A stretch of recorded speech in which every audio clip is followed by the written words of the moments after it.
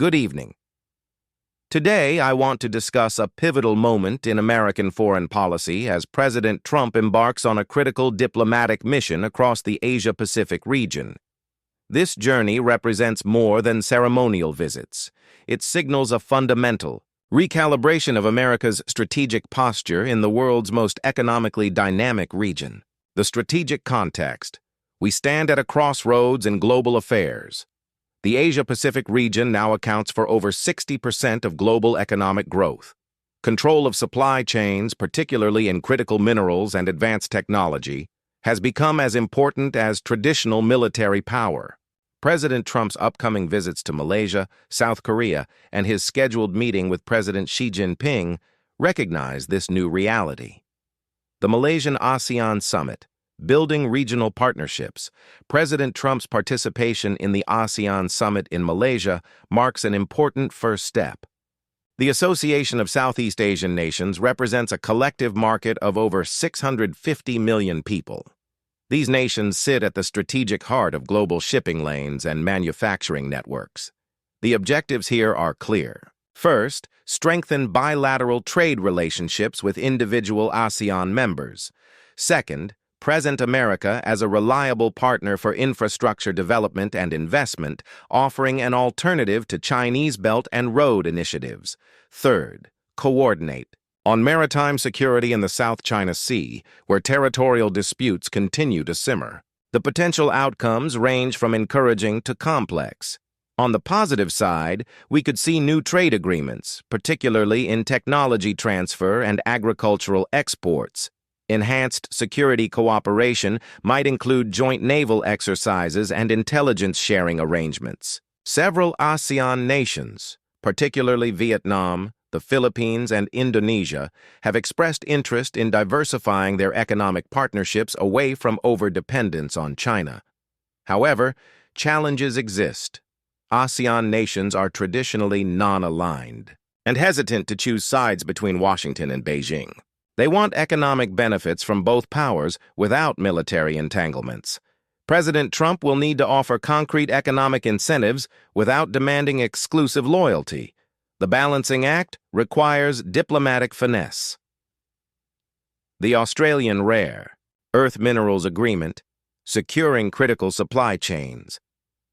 The $8.5 billion deal with Prime Minister Anthony Albanese represents perhaps the most tangible achievement of this diplomatic push. Let me explain why this matters. Rare earth minerals are not actually rare in geological terms. What is rare is the processing capability. These 17 elements are essential for everything from smartphones to electric vehicles, from wind turbines to advanced weapon systems. Currently, China controls approximately 70% of global mining and 90% of processing capacity. This creates a dangerous vulnerability. The Australian Agreement addresses this vulnerability directly. Australia possesses some of the world's largest rare earth deposits. This deal will fund new mining operations and, crucially, processing facilities. It means that within 5 years, America could source 30 to 40% of its rare earth needs from a close ally rather than a strategic competitor. The implications extend beyond simple supply chain security. This agreement strengthens the AUKUS partnership between Australia, the United Kingdom, and the United States. It provides Australia with significant economic benefits, creating thousands of high-paying jobs in mining and processing. It sends a clear message to other nations that aligning with American interests brings concrete economic rewards. Beijing will not view this development favorably. We can expect diplomatic pressure on Canberra, possibly including selective trade restrictions on other Australian exports like wine or barley. China may accelerate its own efforts to lock up rare earth supplies in Africa and South America. The competition for critical minerals is intensifying. The Xi Jinping meeting. High-stakes dialogue. The October 30th meeting with President Xi Jinping in South Korea represents the centerpiece of this diplomatic initiative. This is not merely a bilateral discussion.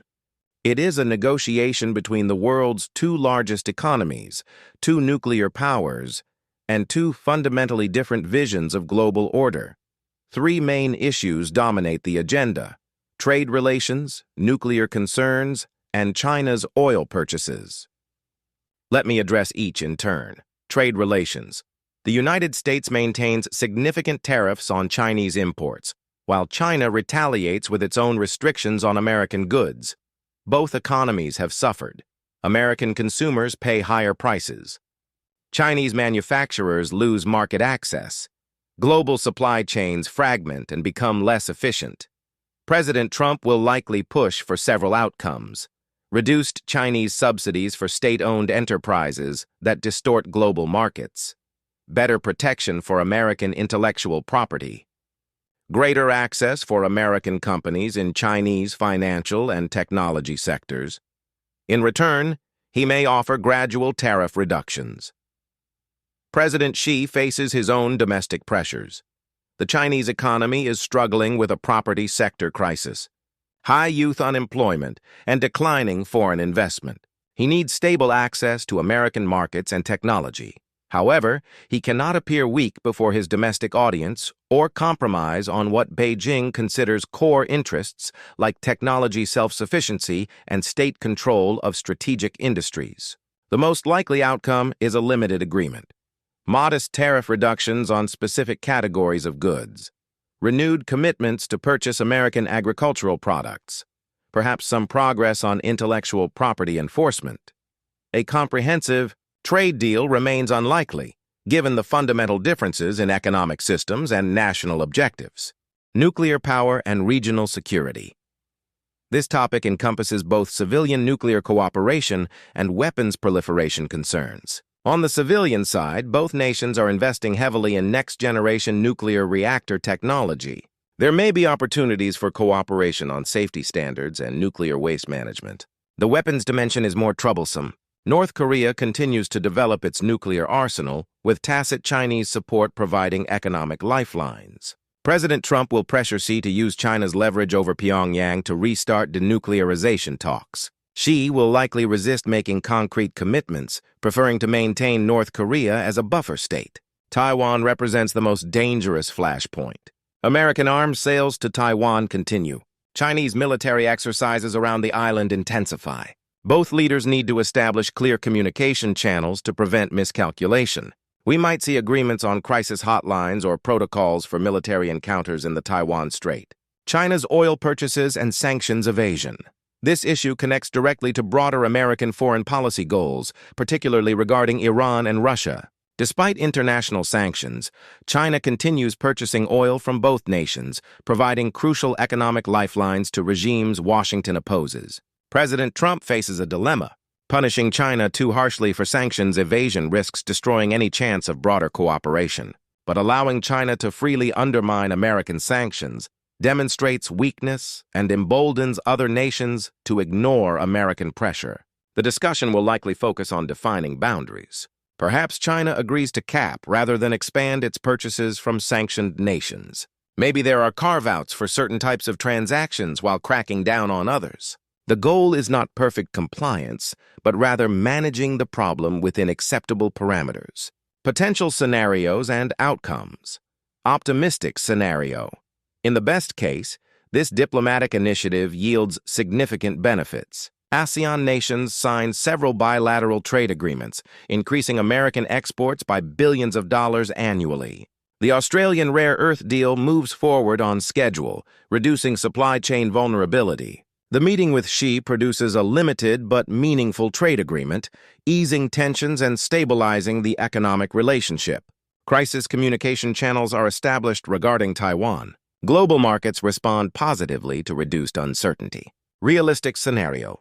More likely, we see mixed results. Some ASEAN agreements materialize while others stall due to domestic political concerns in partner nations. The Australian deal proceeds but faces delays and cost overruns. The Xi meeting produces modest agreements on trade but fails to resolve fundamental issues. Both leaders claim victory for domestic audiences while privately acknowledging limited progress. Tensions remain but are managed rather than resolved. Pessimistic scenario. In the worst case, the initiative backfires. ASEAN nations, fearing Chinese retaliation, avoid substantive commitments. The Australian deal triggers Chinese trade retaliation that hurts other sectors. The Xi meeting ends in mutual recriminations, with both sides hardening their positions. Accidental military encounters in the South China Sea or Taiwan Strait create crises that spiral beyond diplomatic control. Markets fall as uncertainty increases. Strategic implications for American interests. Regardless of specific outcomes, this diplomatic initiative signals several important strategic shifts. First, America is actively competing for influence rather than assuming its preeminence. This represents a more realistic approach to a multipolar world. Second, economic statecraft is taking center stage. Trade deals, infrastructure investments, and supply chain security matter as much as military alliances. Third, coalition building with like-minded democracies, particularly Australia, Japan, and South Korea, forms the foundation of regional strategy. The challenges are formidable.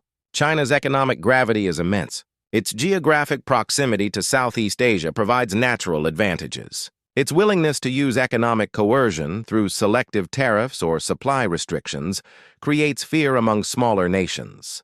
Beijing plays the long game, thinking in decades rather than election cycles. America brings different strengths. Democratic governance, despite its messiness, proves more resilient and innovative over time. American technology leadership in semiconductors, software, and biotechnology remains unmatched.